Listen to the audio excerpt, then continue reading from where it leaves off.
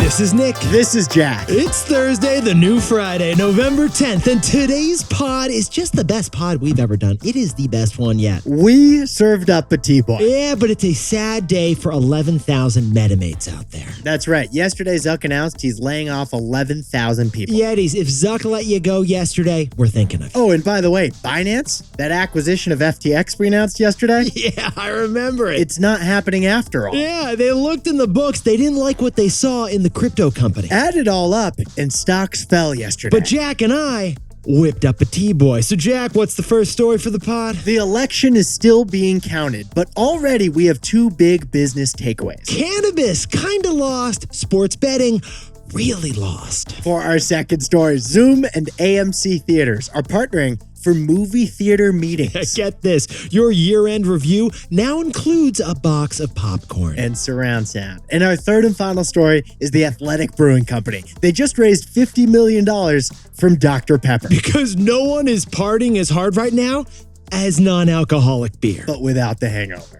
But before we hit that wonderful mix, Yetis, just a fantastic mix. We have a winner of the lottery. We have a winner of the biggest lottery in the history of lotteries. We have a winner of the Powerball $2 billion jackpot. And that actual winner is not really one winner. Yeah, the real winner here is Uncle Sam. And one happy gas station owner. Let us explain. Please, Jack. Yetis, if you win the lottery, you can do one of two things. Besties, here are your choices. You can get $2 billion spread out over 30 years, one check per year. Patience is a virtue. Or you can get a $998 million check right now. Yeah, less cash, but more ASAP. Either way, that's a lot of double-digit lattes you can afford. Guac is extra? Sure, no problem. I'll have more. But 1 second, Yetis, there's something you should know about. Don't whip out your wallet for the open bar just yet. Yeah, because if you take that $998 million check right now, must be nice. You gotta pay Uncle Sam right now, too. You gotta pay $369 million in federal taxes. Which leaves you with a measly $628 million jackpot. Wait, Jack, then you gotta pay the state taxes. You're kidding me. That leaves you with under $500 million. On a jackpot that was $2 billion with a B. You thought you were lucky for winning the lottery. And that's not all. Yeah, $1 million goes to the guy who sold you the ticket. Yeah, the gas station owner, he gets $1 million too. So congratulations to the California winner of the Powerball jackpot. But you are not the only winner. Yeah, we all won, actually. In fact, the gas station guy, he kind of won most of anyone. Yeah, because he's rich, but not so rich that it ruins all his relationships. Yeah, it's not awkward. Let's randomly select our three stories.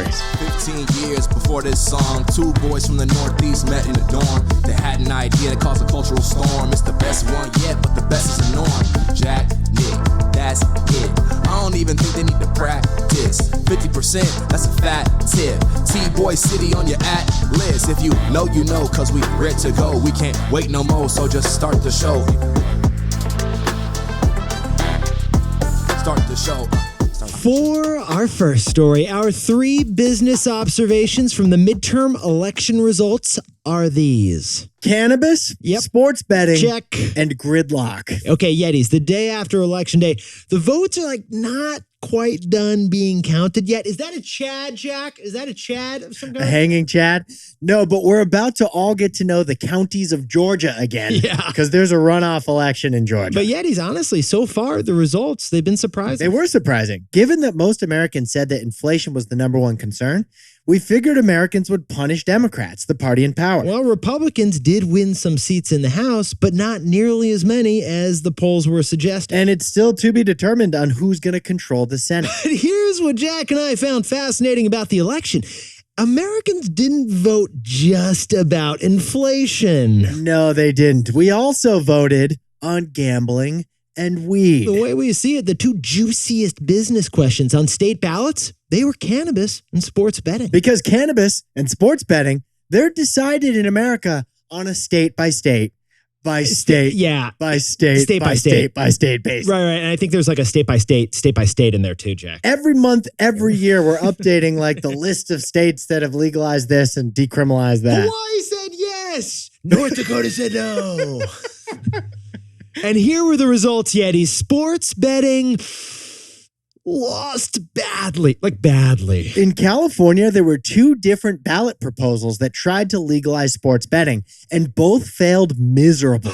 We were shocked. I was shocked. It wasn't even close. Like, I voted on this, and I didn't even know it was going to be like 83% of Californians voted not to legalize online sports betting. No sports betting in California, the biggest state. Ipso facto, DraftKings stock, it dropped 7% yesterday. Yeah, that's bad news for the sports gambling industry. But Jack, that's sports betting. What's going on with our buddies over in Cannabis? Cannabis didn't totally win yesterday either. Yeah, Yetis, the right to inhale continues its state by state by state by state battles. All right, let's go to the list here. Arkansas and both of the Dakotas voted against legalizing recreational marijuana use. Jack, you got anything else on that list over there? Maryland and Missouri voters voted for legalizing recreational marijuana use. And so, just like sports betting stocks, cannabis stocks sank too. Tilray and Aurora Cannabis, for example, their shares both fell by 4%. But Yetis, here's what Jack and I are wondering. What about the stock market overall? What's the stock market thinking? What did investors want to see overall in this election? And that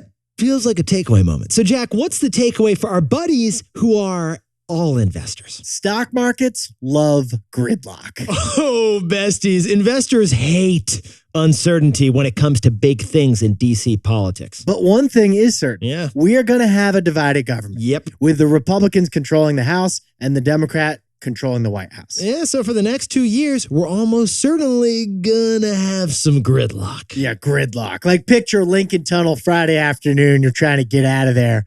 Gridlock. Adam, can we make like a horn sound? Do we have a car horn sound we can throw in here?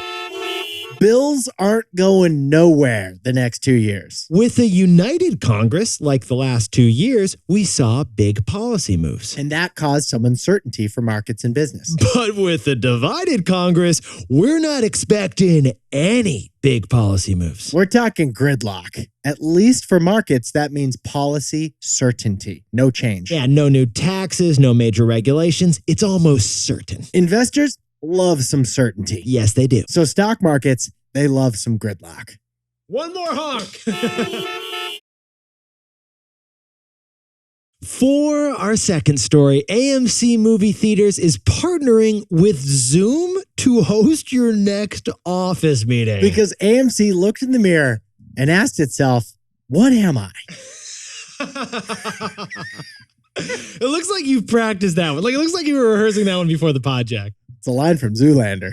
Thank you very much. This pod isn't 3 times as big. All right, Jack, most surprising celebrity couple. Who you got? I don't know. What do you got? How about Cher and Tom Cruise? They used to date like in the 80s. Cher and Tom Cruise? Cher and Tom Cruise used to date. But Jack, another surprising celebrity couple out there? AMC and Zoom, come on down. Oh yeah, one is a sassy meme stock and the other is a sassy SaaS company. Yeah, software as a service. Both AMC and Zoom, though, they're both desperate for growth right now. Yeah, moviegoing is still down 30% from before the pandemic, and Zoom just told us it's barely growing. So these two beaten down brands may have a solution. Yep. Each other. Here is the news. In 17 cities, Yetis, AMC is turning movie theaters into bookable conference rooms. Yep. So that workforces spread across different cities can all watch one PowerPoint presentation together at the same time. No making out and no questioning that sticky stuff on the floor. But Carol from accounting, by the way, she is crushing junior mints watching that compliance video in the dark with you. Yep. So the solution to future of work, it's not remote work, hybrid work, some combination of the two.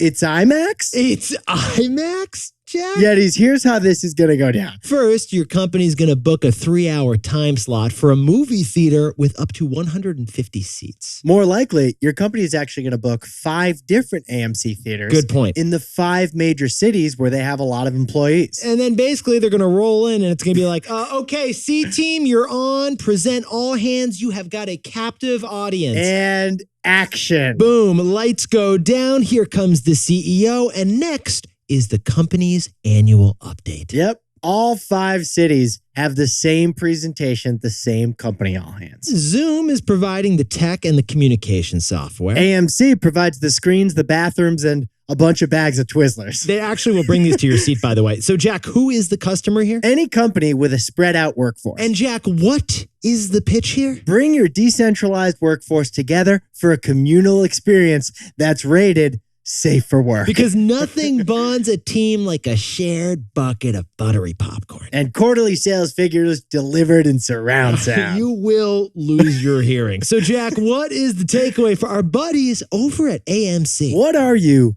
really? Yetis, AMC is a movie theater chain. It has always depended on movies. But honestly, there's only so many Star Wars episodes and Avengers blockbuster spin-offs that can be made. Like, Jack, Avengers Endgame might have been the end game. So without any more end games, AMC is asking itself, what am I really? Yeah. And the answer is, it's a theater company. AMC stepped back and realized its greatest asset is its real estate. It is the theaters. Not the movie theaters. Right. The theaters. Yeah, they're centrally located, huge spaces, but they are empty Monday through Friday, 10 a.m. to 3 p.m. That's its greatest asset. So AMC's asking itself, why are we only showing movies in these theaters? Yeah, we could be showing Zuck's corporate event. We could be showing live sports. Hey, YouTubers, come on down. Let's put you on the screen too. What industry are you really in? For AMC theaters, it's theaters. It's not movie theaters.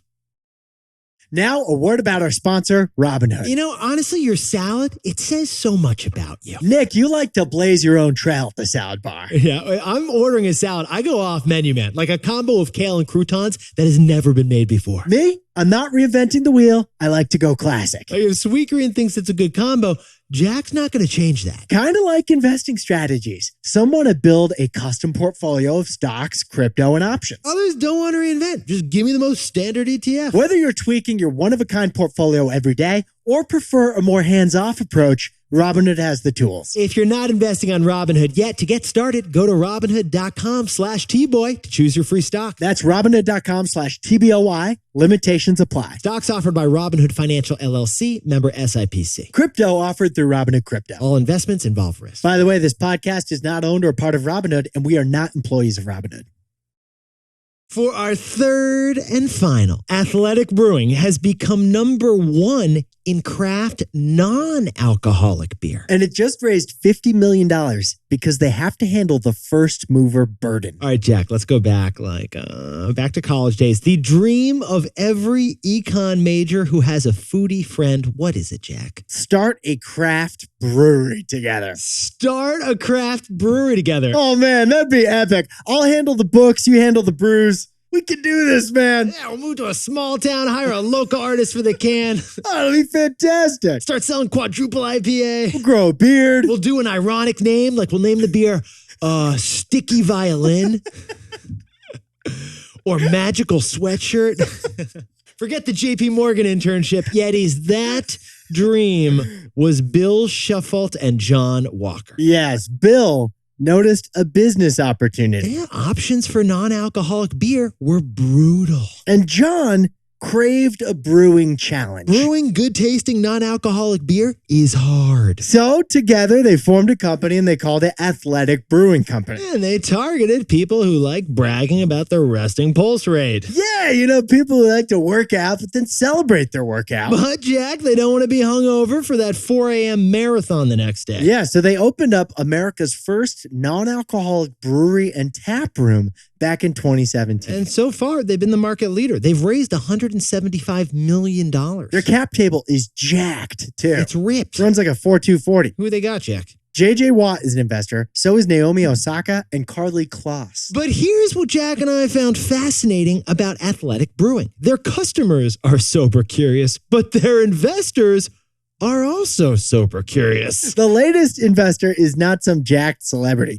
It's a huge corporation. Their newest investor is publicly traded $50 billion drink giant Keurig Dr. Pepper. Because funny thing about The Athletic, 80% of drinkers of this non-alcoholic beer do drink alcohol. So to be clear, Yetis, they're not targeting someone who's pledged to never drink alcohol again. No, the market of non-drinkers, that's a really small market. So The Athletic targets people who do drink alcohol, which is a way bigger market. It's a way bigger market, but that presents a problem. It does. And that problem is our takeaway. So, Jack, what's the takeaway for our buddies over at the Athletic Brewing Company? The first mover advantage also has a first mover burden. Yetis, to quote Ricky Bobby, if you ain't first, you're last. The first mover wins customers. The first mover is considered an advantage. You're the first one there. It's literally a competitive advantage to win customers. But the way Jack and I see it, the first mover also carries a silent burden. They must educate the consumer. When people think of non-alcoholic beer, they probably think of a recovering alcoholic. Good point. Or a bad tasting O'Doul's you used to see in the grocery store. But that is why Athletic is putting $50 million of that investment from Dr. Pepper into marketing. The Athletic has to educate the sober curious on why they should try out these new non-alcoholic beers. And they got to fight new competition, like from the big beer companies. Because being a first mover is an advantage, but it also brings a first mover burden.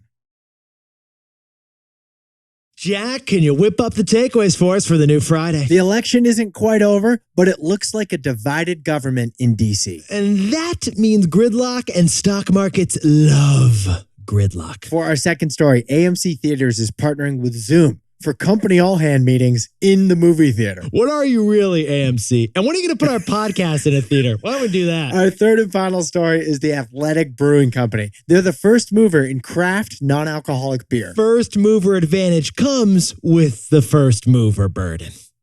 Now, time for the best fact yet. This one sent in by legendary Yeti Kelsey Black down in Austin, Texas. Push and play. Here we go. Hey besties, this is Kelsey Black from Austin, Texas, and I have the best fact yet.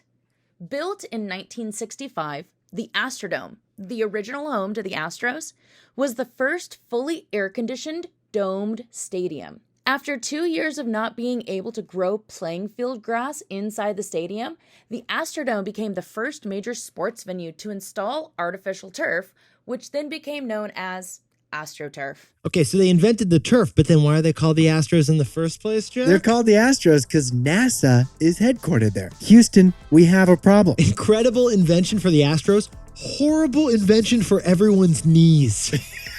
Yetis, you look fantastic for the new Friday. You really do. You really do. And if you want your voice on the pod, or if you just want a shout out on the pod, like a birthday, We got two forms. There's links to both of them in the episode description. we got the links every day. In the meantime, Jack and I will see you tomorrow.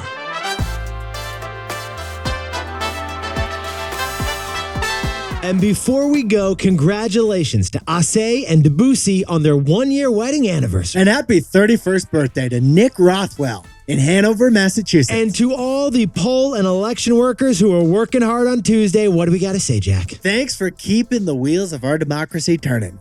And to anyone else celebrating something today, make it a T-boy. Celebrate the wins.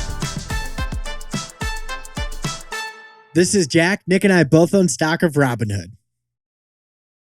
Now, a word about our sponsor, Robinhood. Okay, so Jack and I both worked in finance for a while. And we know the 6-monitor Bloomberg jockey with charts, numbers, balances, and more charts. They got coffees in both hands while they're executing some complex trade on a soybean future. Well, we're not trying to impress with our mission control trading center. Just give us an app, please. Robinhood, with its mobile-first and intuitive design, it lets you trade with just a few quick taps on their app. And even if things still don't seem easy, Robinhood has your back 24/7 with its live and robust customer support. If you're not investing on Robinhood yet, to get started, go to Robinhood.com/Tboy and choose your free stock. That's Robinhood.com/TBOY. Limitations apply. Robinhood Financial LLC, member SIPC. All investments involve risk. By the way, this podcast is not owned by or part of Robinhood, and we are not employees of Robinhood.